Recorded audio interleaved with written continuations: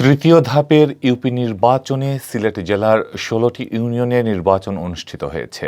নির্বাচনে ৯টিতে আওয়ামী লীগ, ৩টিতে আওয়ামী লীগের বিদ্রোহী, ২টিতে স্বতন্ত্রের ব্যানারে বিএনপি, আর একটিতে জাতীয় পার্টি ও আরেকটিতে জাসদের প্রার্থী বিজয়ী হয়েছেন। এর আগে সকাল ৮টা থেকে বিকেল ৪টা পর্যন্ত শান্তিপূর্ণভাবে ভোটগ্রহণ সম্পন্ন হয়।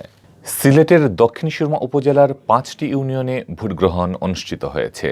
এর মধ্যে শিলাম ইউনিয়নে আওয়ামী লীগের শাহ অলিদুর রহমান, লালাবাজারে আওয়ামী লীগের তোহাইদুল হক তুহিন, জালালপুরে আওয়ামী লীগের ওয়েস আহমদ, দাউদপুরে আওয়ামী লীগের আতিকুল হক আতিক ও মুগলাবাজারে আওয়ামী লীগের বিদ্রোহী ফখরুল ইসলাম শায়েস্তা বিজয়ী হয়েছেন।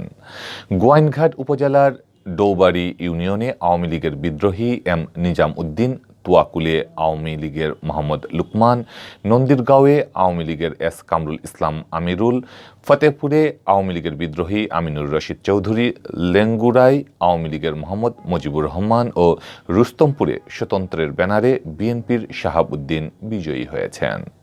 জৈন্তাপুর উপজেলায় জন্তাপুর ইউনিয়নে জাতীয় পার্টির ফখরুল ইসলাম, চারিকাটায় জাসদের সুলতান করিম, দরবস্তে বিএনপি সমর্থিত বাহারুল আলম বাহার, ফতেহপুরে আওয়ামী লীগের রফিক আহমদ ও চিকনাগুলে কামরুজ্জামান চৌধুরী চেয়ারম্যান নির্বাচিত হয়েছেন।